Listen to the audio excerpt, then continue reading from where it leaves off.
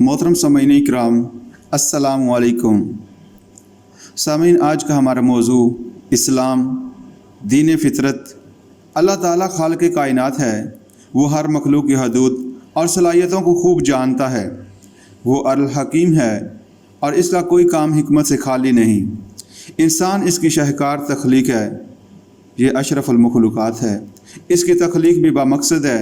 سورۃ الملک میں ہے لِیَبْلُوَکُمْ أَیُّکُمْ أَحْسَنُ عَمَلًا، تاکہ اللہ تعالیٰ تمہیں آزمائے کہ تم میں سے کون اچھے اعمال کرتا ہے۔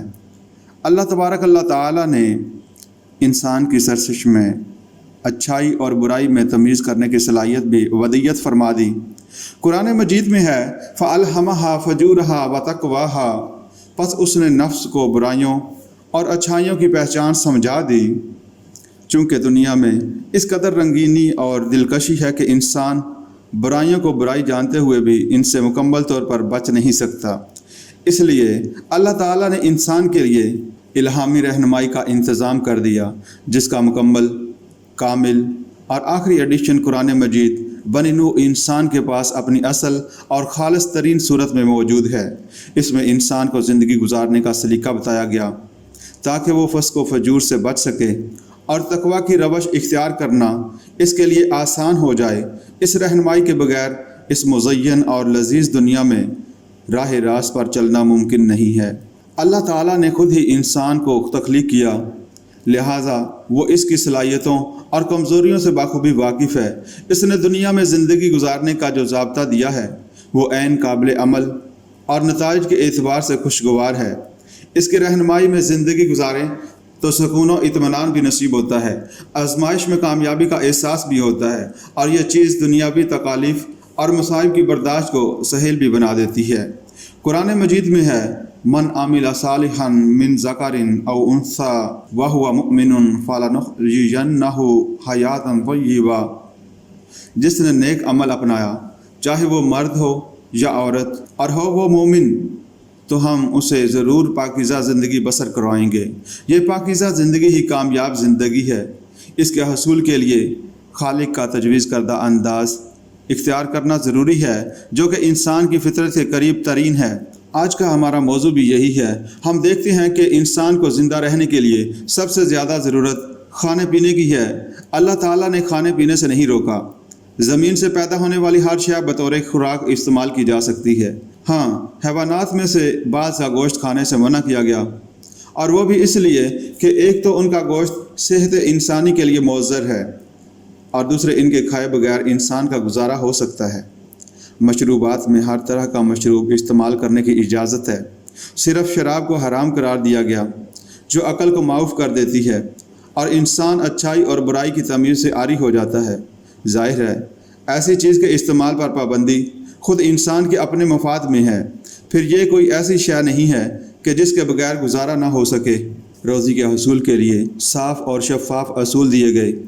دھوکہ دہی، بددیانتی، رشوت، چور بازاری، ذخیرہ اندوزی وغیرہ وغیرہ جیسے کاموں کے ذریعے کمائی ہوئی دولت کو حرام قرار دیا گیا، اور یہ بات اظہر من الشمس ہے کہ ان ذرائع سے دولت کمانے والا معاشرے کے دوسرے افراد کے ساتھ ظلم و زیادتی کا مرتکب ہوتا ہے، جس کے برا ہونے پر کسی دلیل کی ضرورت نہیں۔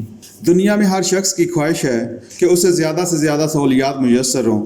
یہ انسانی فطرت ہے۔ سہولتیں حاصل کرنے کی جدوجہد پر کوئی پابندی نہیں۔ اچھے سے اچھا کھاؤ، اچھے سے اچھا پہنو، پر آسائش رہائش گاہ میں سکونت اختیار کرو، اچھی سواری رکھو، کوئی ممانعت نہیں۔ ممانعت صرف اس بات کی ہے کہ یہ سب کسب حلال سے حاصل کیا گیا ہو، اور نمود و نمائش کا جذبہ اور دوسروں کے مقابلے میں اپنی برتری جتانا مقصود نہ ہو، بلکہ مقصود یہ ہو کہ دنیاوی نعمتوں کے استعمال کے ساتھ صحت و تندرستی حاصل رہے، اور اللہ تعالیٰ کی عبادت کے لیے زیادہ سے زیادہ موزوں ماحول میسر آ سکے۔ گناہوں سے بچنے کی تلقین کی گئی، لیکن اس کے لیے رہبانیت کی راہ اختیار کرنے سے روک دیا گیا، کیونکہ یہ فطرت کے خلاف ہے۔ انسان معاشرتی حیوان ہے۔ اگر اسے معاشرے سے الگ تھلگ تنہائی میں رکھا جائے تو یہ اس کے لیے دنیاوی زندگی میں بدترین سزا ہے۔ اسلام ہمیں تعلیم دیتا ہے کہ ابناء نوح کے اندر رہتے ہوئے اور فطری تقاضوں کو جائز راستے سے پورا کرتے ہوئے بھرپور زندگی گزارو۔ بیوی بچوں اور دوست احباب سے کٹ کر زندگی گزارنا گناہ کی بات ہے۔ نبی اکرم صلی اللہ علیہ وآلہ وسلم نے فرمایا کہ وہ شخص جنت میں نہیں جائے گا جو رشتہ داروں کے ساتھ تعلقات منقطع کر لے۔ دنیا کی زندگی میں انسان کی کئی حیثیتیں ہیں۔ وہ بیٹا ہے تو اسے ماں باپ کی خدمت، اطاعت اور ان کے ساتھ حسن سلوک کا حکم دیا گیا۔ ظاہر ہے جن ہستیوں نے اس کی پرورش کی، اپنا آرام و راحت اس پر قربان کرتے رہے، ان کی خدمت اور اطاعت تو عین فطری بات ہے۔ پھر کل کو آج کے بچے ماں باپ بنیں گے تو انہیں بھی یہ موقع حاصل ہوگا کہ ان کی اولاد ان کی خدمت کرے۔ اگر انسان بڑی عمر کا ہے تو اسے ہدایت ہے کہ چھوٹوں پر شفقت کرے کہ وہ اس کے مستحق ہیں۔ بڑوں کا فرض ہے کہ وہ نرمی اور رفیق و محبت کے ساتھ چھوٹوں کو اچھی تعلیم دیں تاکہ وہ کامیاب زندگی کی راہ پر گامزن ہوں۔ ان باتوں پر عمل پیرا ہونے کی اہمیت اس احادیث سے واضح ہو جاتی ہے۔ من لم یرحم صغیرنا ویعرف حق کبیرنا فلیس منا۔ جس شخص نے ہمارے چھوٹوں پر رحم نہیں کیا اور ہمارے بڑوں کا حق نہیں پہچانا، وہ ہم میں سے نہیں ہے۔ گویا تمام اسلامی اخلاقی تعلیم انتہائی نتیجہ خیز ہے اور معاشرے میں امن و سکون کا باعث ہے۔ جو شخص ان تعلیمات پر عمل کرتے ہوئے دوسروں کے حقوق کی ادائیگی کا خیال رکھتا ہے، اس کا دل مطمئن اور روح پرسکون ہو جاتی ہے۔ دنیا کی زندگی میں خوشی کے مواقع بھی آتے ہیں اور غمی کے بھی۔ اسلامی تعلیمات خوشی کے موقع پر خوشی کے اظہار سے نہیں روکتی کہ یہ فطری تقاضا ہے۔ بیٹے کی شادی کا موقع والدین اور عزیز و اقارب کے لیے خوشی کا موقع ہے۔ اس موقع پر دلہا کی طرف سے دعوت ولیمہ کے انعقاد کی ترغیب دی گئی تاکہ وہ اپنے عزیز و اقارب اور دوست احباب کو اپنی خوشی میں شریک کر سکے۔ البتہ اس موقع پر فضول رسومات کی حوصلہ شکنی کی گئی، جہاں صاف طور پر اسراف و تبذیر انوالو ہوتا ہے۔ شادی بیاہ کے موقع پر حلال و طیب کمائی کو نام و نمود اور شہرت کی خاطر خرچ کرنے سے منع کیا گیا کہ اس سے ناداروں اور مفلسوں کی حق تلفی بھی ہوتی ہے اور دل شکنی بھی۔ یوں ایسا آدمی معاشرے میں اونچ نیچ پیدا کر کے نفرت کا بیج بوتا ہے جو ہرگز مستحسن نہیں۔ موت ایک اٹل حقیقت ہے۔ کسی گھر میں موت ہو جائے تو اہل خانہ پر صدمے کی کیفیت طاری ہونا ایک فطری امر ہے۔ ایسے موقع پر غمگین ہونے اور غم کے آنسو بہانے سے نہیں روکا گیا، بلکہ نماز جنازہ کے ذریعے میت کی مغفرت کے لیے دعا کرنا مسنون قرار دیا گیا۔ اور یہ نہ صرف زندوں کے لیے صبر و سکون کا باعث ہے بلکہ فوت ہونے والے کے لیے بھی مفید ہے۔ البتہ اس غم کے موقع پر بھی نام و نمود کے لیے بڑی بڑی دعوتیں پکانا اور کئی دن تک سو کی حالت میں رہنا ممنوع قرار دیا گیا۔ تعلیم یہ دی گئی کہ کسی فرد کی وفات کوئی انوکھا واقعہ نہیں ہوا۔ کل نفس ذائقۃ الموت، یہاں ہر نفس پر موت آئے گی، یہ اللہ کا اٹل فیصلہ ہے۔ صدمہ تو فطری امر ہے، اس کو نہیں دبایا گیا، البتہ حد سے بڑھنے یعنی بے صبری کے مظاہرے سے منع کیا گیا۔ اس صدمے کو صبر اور حوصلے کے ساتھ برداشت کرنے کی تلقین کی گئی۔ تعزیت صرف 3 دن تک، اس کے بعد لاحقین اپنے اپنے کام کاج میں مصروف ہو جائیں اور اللہ کی رضا پر راضی ہو جائیں، اور اس طرز عمل پر وہ بے حساب اجر و ثواب کے مستحق بھی ہوں گے۔ میت کو سادہ سی قبر میں دفن کرنے کا حکم ہے۔ قبر کو پختہ کرنے سے منع کیا گیا کہ اس میں پیسہ بھی خرچ ہوتا ہے جو ہر شخص برداشت نہیں کر سکتا، پھر اس سے میت کا کوئی نفع وابستہ نہیں ہوتا، کیونکہ قبر میں تو اس کے نفع و نقصان کا دار و مدار اس کے اچھے برے اعمال پر ہے۔ دین میں عبادات کی اہمیت سے کسی کو انکار نہیں۔ عبادات کا دوسرا نام حقوق اللہ ہے۔ جہاں اسلام میں حقوق العباد کی ادائیگی پر زور دیا گیا، وہاں عبادات کی پابندی کا بھی حکم دیا گیا۔ اسلامی عبادات تمام کی تمام ایسی ہیں کہ وہ آدمی کے اخلاق و کردار کو اس درجہ سدھار دیتی ہیں کہ وہ ایک اچھا انسان بن جاتا ہے، اور اس کے لیے حقوق العباد کی ادائیگی آسان ہو جاتی ہے۔ اسلام میں عبادات کا نظام بھی اعتدال پر مبنی ہے۔ ایک دن میں 5 نمازیں فرض ہیں۔ ہر نماز چند منٹ کی مصروفیت ہے جس میں انسان پاک صاف ہو کر اللہ کی یاد میں لگ جاتا ہے، اپنے خالق و مالک کی حمد و ثنا کرتا ہے، اپنے نبی اکرم صلی اللہ علیہ وآلہ وسلم پر درود پڑھتا ہے، اپنے اور اپنے اہل و عیال بلکہ تمام مسلمانوں کے لیے بھلائی مانگتا اور گناہوں کی بخشش کی استدعا کرتا ہے۔ دن میں 5 مرتبہ وقفے وقفے سے اللہ کے حضور یہ حاضری اللہ کے ساتھ ابدیت کے رشتے کو مضبوط کرتی اور اسے ہر طرح کے گناہوں سے باز رکھتی ہے۔ سال میں 1 ماہ کے روزے فرض کیے گئے۔ اس مہینے میں صبح سے شام تک بھوک پیاس برداشت کرنا اور شہوانی خواہش پوری کرنے سے رکنا ہوتا ہے۔ چند گھنٹوں کا یہ وقفہ کچھ مشکل تو ہوتا ہے، مگر یہ تربیت انسان کے کردار میں بلندی اور جذبات میں توازن پیدا کرتی ہے۔ اس کے علاوہ روزہ بہت سی بیماریوں کے ازالے کا باعث بھی بنتا ہے، کیونکہ یہ انسانی معدے پر کام کا بوجھ کم کر کے اسے طاقتور اور توانا بنا دیتا ہے۔ سال میں 1 ماہ کے روزے مشقت کا باعث نہیں، اور پھر بھوک و پیاس کا وقفہ بھی اتنا زیادہ لمبا نہیں کہ عام آدمی برداشت نہ کر سکے۔ نماز اور روزے کی اہمیت اپنی جگہ، مگر مریض اور مسافر کے لیے حالات کے مطابق نرمی رکھی گئی۔ لمبے سفر میں نماز قصر ہے، جبکہ روزہ نہ رکھنے کی اجازت ہے، اور بیماری کی حالت میں کھڑے ہونے کے بجائے بیٹھ کر، لیٹ کر یا محض اشارے کے ساتھ بھی نماز پڑھی جا سکتی ہے۔ اور روزہ نہ رکھنا جائز ہے، جو بیماری یا سفر کی صعوبت کے بعد پھر رکھا جا سکتا ہے۔ یعنی اسلام کا کوئی حکم ایسا نہیں جو انسانی فطرت کے ساتھ متصادم اور تکالیف ما لا یطاق کا مظہر ہو۔ نماز کے لیے وضو ضروری ہے، لیکن اگر پانی میسر نہ ہو یا بیماری کے باعث پانی کا استعمال نقصان دہ ہو تو مٹی کے ساتھ تیمم کی اجازت ہے، جو وضو کا قائم مقام ہے۔ انسان کے اندر شہوانی جذبات بڑے محظور اور شدید ہیں۔ اسلام ان جذبات کو نہ کچلتا ہے اور نہ دباتا ہے، بلکہ چینلائز کرتا ہے۔ ان جذبات کی تسکین کے لیے نکاح کا رستہ ہے، جو مرد اور عورت دونوں کے سکون و اطمینان کا باعث ہے۔ نکاح سے فرار یعنی تجرد کی زندگی بعض دوسرے مذاہب میں قابل تعریف ہے، مگر فطرت کے ساتھ متصادم ہونے کی وجہ سے اسلام میں جائز نہیں، بلکہ یہاں تو نکاح کو مسنون عمل قرار دیا گیا ہے، اور بیوی بچوں کے جائز حقوق و مطالبات کا پورا کرنا اجر و ثواب کا باعث بنایا گیا ہے۔ رسول اللہ صلی اللہ علیہ وآلہ وسلم نے نکاح کو اپنی سنت قرار دیا، اور جو شخص سنت سے اعراض کرے اس کے بارے میں آپ صلی اللہ علیہ وآلہ وسلم نے فرمایا کہ اس کا میرے ساتھ کوئی تعلق نہیں۔ بعض اوقات جسمانی ضرورت یا اولاد کی طلب ایک سے زیادہ بیویوں کا تقاضا کرتی ہے، جو ایک فطری امر ہے۔ ایک مرد کے لیے 4 تک بیویاں رکھنے کی اجازت ہے، ہاں ان سب کے حقوق برابری کے اصول پر ادا کرنے ہوں گے، اور یہ بات عدل و انصاف پر مبنی ہے۔ جس معاشرے میں صرف ایک ہی بیوی کی اجازت ہے، وہاں بعض افراد جو غیر معمولی جذبات کے حامل ہوتے ہیں، عدم تشفی کا شہکار ہو کر ادھر ادھر منہ مارتے، داشتائیں رکھتے اور فحاشی بے حیائی پھیلاتے ہیں، مگر اسلام اس کا مثبت حال پیش کرتا ہے اور فطری تقاضوں کو غیر ضروری حد تک دبانے کی اجازت نہیں دیتا۔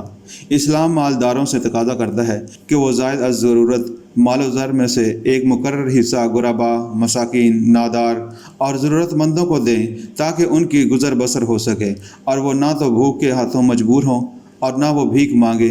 زکوٰۃ اس مال پر ہے جو سال بھر کسی کے پاس فارغ پڑا رہے، پھر اس میں سے صرف 40واں حصہ مستحقین اور ضرورت مندوں میں تقسیم کرنا ہے، جو کوئی بڑی رقم نہیں ہے۔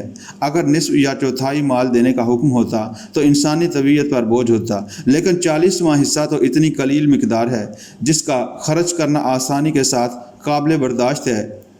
پھر اس میں بھی یہ تعلیم ہے کہ اپنے قریبی رشتہ داروں کو فوقیت دی جائے، گویا ہر صاحب مال اپنے عزیز و اقارب کی ضروریات کا خیال رکھے۔ اگر ایسا ہوگا تو کوئی ضرورت مند بے بسی اور بے چارگی کی زندگی گزارنے پر مجبور نہ ہوگا۔ اسلام کا ایک رکن حج بیت اللہ ہے، جو ہر اس مسلمان پر فرض ہے جو خانہ کعبہ تک سفر کی مشقت اور اخراجات برداشت کر سکتا ہو۔ نہ صرف یہ بلکہ اس کی عدم موجودگی میں اس کے گھر کی اندرونی اور بیرونی ضروریات پوری کرنے کا بھی انتظام ہو۔ ایسے آدمی پر زندگی میں ایک مرتبہ چند دن کے لیے مکہ مکرمہ جانا اور مناسک حج ادا کرنا لازم ہے۔ جہاں یہ عبادت تقرب الہی کا موجب ہے، وہاں حج کے موقع پر لاکھوں فرزندان توحید کا یہ اجتماع شان اسلام کا مظہر ہی نہیں ہوتا، بلکہ دنیا بھر کے مسلمانوں کو باہم مصاحبت اور مشاورت کا موقع بھی فراہم کرتا ہے۔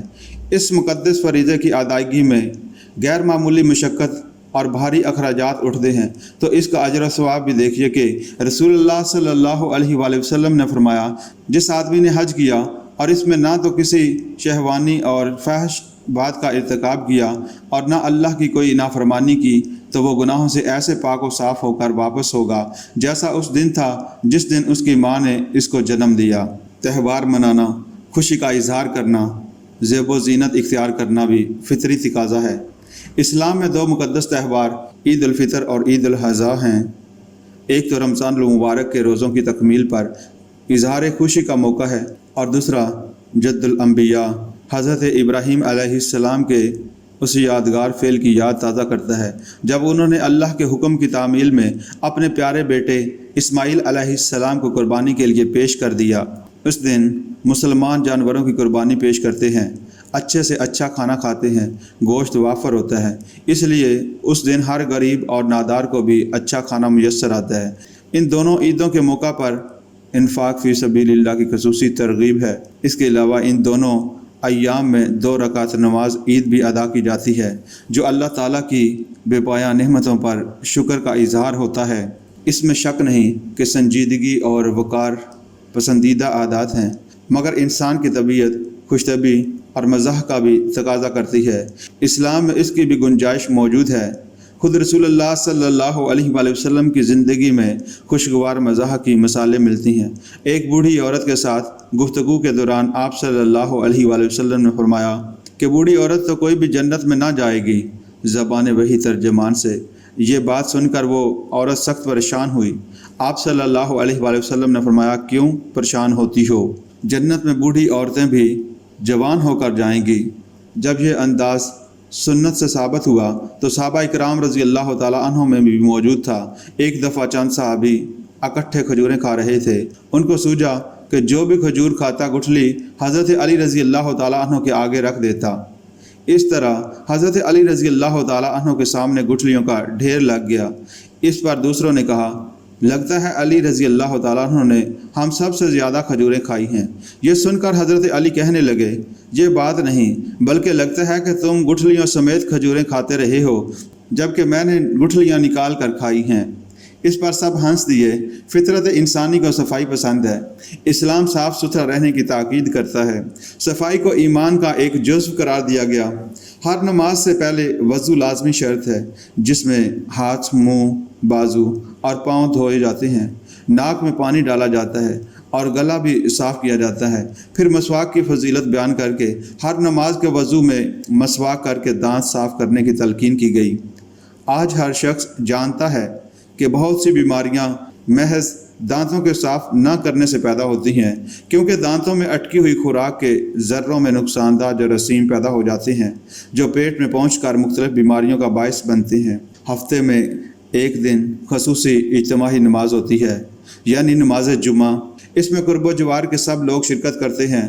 یوں تو مسجدوں میں بڑے بڑے اجتماع ہوتے ہیں، لیکن اس نماز کے لیے خصوصی حکم ہے کہ مسجد میں آنے سے پہلے غسل کیا جائے، مسواک کی جائے، اچھے صاف ستھرے کپڑے پہنے جائیں، خوشبو لگائی جائے۔ اس طرح اس بڑے اجتماع کو ہر قسم کی ناگوار مہک سے پاک اور خوشبو کے ذریعے خوشگوار بنایا جاتا ہے۔ اسلام کا ہر حکم افراط و تفریط سے پاک ہے۔ اللہ کا ذکر، تلاوت قرآن، نماز اور روزہ انتہائی فضیلت کی حامل عبادات ہیں، مگر ان میں بھی توازن و اعتدال کو پسندیدہ قرار دیا گیا۔ ان پسندیدہ عبادات کو اس حد تک اختیار کرنے کی اجازت ہے کہ دوسرے ضروری اعمال و افعال متاثر نہ ہوں، اور نہ ہی معاشرے کے دوسرے افراد خصوصاً اہل خانہ اور عزیز و اقربا کے حقوق تلف ہوں۔ نفلی نماز اور تلاوت قرآن اس وقت تک کریں جب تک اس میں دل لگے۔ اگر نیند آنے لگے تو طبیعت پر جبر کر کے تلاوت میں مصروف رہنے کی ممانعت ہے۔ اسی طرح پاخانے کی حاجت ہو یا بھوک لگ رہی ہو اور کھانا بھی تیار ہو تو ایسی صورت میں پہلے پاخانے سے فارغ ہونے اور بھوک کی صورت میں پہلے کھانا کھانے کا حکم ہے۔ بعد ازاں دل جمی کے ساتھ نماز ادا کرنے کی ہدایت ہے۔ روزہ رکھنا پسندیدہ عبادت ہے، مگر نفل روزے اتنی تعداد میں ہی رکھنے کی اجازت ہے جس سے بیوی بچوں کے حقوق تلف نہ ہوں اور نہ ہی اپنی صحت متاثر ہو۔ بیوی کو نفل روزہ میں خاوند کی اجازت کا پابند بنانا بھی گہری حکیمانہ تعلیم ہے۔ دوسروں کے حقوق کا اس قدر خیال رکھنے کا حکم ہے کہ جگہ بلند آواز سے قرآن مجید کی تلاوت کی اجازت نہیں جہاں لوگوں کا تلاوت کے لیے ہمت انگوش ہونا ممکن نہ ہو۔ شادی بیاہ کے موقع پر اسلام سادگی کی تعلیم دیتا ہے۔ بہتر ہے کہ نکاح مسجد میں ہو اور پاکیزہ ماحول کے اندر دلہا دلہن کی کامیاب ازدواجی زندگی کے لیے اجتماعی دعا کی جائے۔ شادی کے موقع پر دلہا کے ہاں تو اظہار خوشی کے لیے عزیز و اقارب کی دعوت ہوگی جسے ولیمہ کہتے ہیں، مگر دلہن کے ہاں کسی قسم کی تقریب منعقد نہیں ہونی چاہیے، نہ تو ان کے ہاں بارات آئے کہ اسے کھانا کھلانے کا اہتمام کیا جائے، اور نہ ہی والدین پر یہ ذمہ داری ہے کہ وہ بیٹی کو جہیز دیں۔ یوں تو دلہن کے والدین کو بیٹی کو رخصت کرتے وقت جدائی کے غم کے ساتھ ساتھ فرض سے سبکدوش ہونے کا خوشگوار احساس بھی ہوتا ہے، مگر اس موقع پر ان پر کسی طرح کی دعوت وغیرہ کا کچھ بار نہیں ڈالا گیا۔ البتہ بیٹی والدین کی جائیداد سے وراثت کی حقدار ضرور ٹھہرائی گئی ہے، اس کا حصہ وراثت میں مقرر ہے۔ اسلام میں رات کو جاگ کر اللہ کی حمد و ثنا، نماز اور ذکر و اذکار کی بڑی فضیلت ہے، مگر یہاں بھی افراط و تفریط ہرگز پسندیدہ نہیں۔ رات آرام کے لیے ہے، لہذا پسندیدہ طرز عمل یہ ہے کہ رات کو اتنی دیر جا کر عبادت کی جائے جس سے صحت متاثر نہ ہو اور صبح اٹھ کر آدمی دن بھر کے کام کاج کرنے کے قابل رہے۔ ایسا نہ ہو کہ شب بیداری کے نتیجہ میں وہ سارا دن اونگتا رہے اور روزمرہ کے فرائض کی ادائیگی میں کوتاہی کا مرتکب ہو۔ شب بیداری کے سلسلہ میں جہاں اپنے جسمانی حقوق کا خیال رکھنا ضروری ہے، وہاں بھی بچوں کے حقوق خوش اسلوبی کے ساتھ ادا کرنے میں کوتاہی کی بھی ہرگز اجازت نہیں۔ دین اسلام میں تمام احکام ایسے ہیں کہ ان میں افراط و تفریط کہیں نظر نہیں آتی۔ اس کی تعلیمات فطرت انسانی کے عین مطابق ہے۔ انسانی طبیعت کی فطری کمزوریوں کو ہر وقت پیش نظر رکھا گیا۔ کوئی حکم اور ضابطہ ایسا نہیں جس پر عمل کرنا ناممکن ہو یا وہ انسانی ہمت و صلاحیت سے ماورا ہو۔ ایسا متوازن اور معتدل ضابطۂ حیات صرف دین اسلام ہی ہے، کیونکہ اسے بنانے والا خود وہ خالق ہے جس نے انسان کو پیدا کیا اور جو اس کی کمزوریوں اور صلاحیتوں سے پوری طرح باخبر ہے۔ اللہ تبارک اللہ تعالی انسانوں کے حق میں رحمان اور رحیم ہے۔ اصولاً وہ لوگوں کے لیے آسانی چاہتا ہے، تنگی نہیں چاہتا۔ سورۃ بقرہ میں اللہ تعالیٰ کا فرمان ہے، یرید اللہ بکم الیسر ولا یرید بکم العسر۔ اللہ تمہارے لیے آسانی چاہتا ہے، وہ تمہارے لیے تنگی نہیں چاہتا۔ اسی بنیادی تعلیم کے تحت ہر مسلمان کے لیے لازم ہے کہ دوسروں کے لیے ہر ممکن حد تک آسانی پیدا کرے اور سختی سے باز رہے۔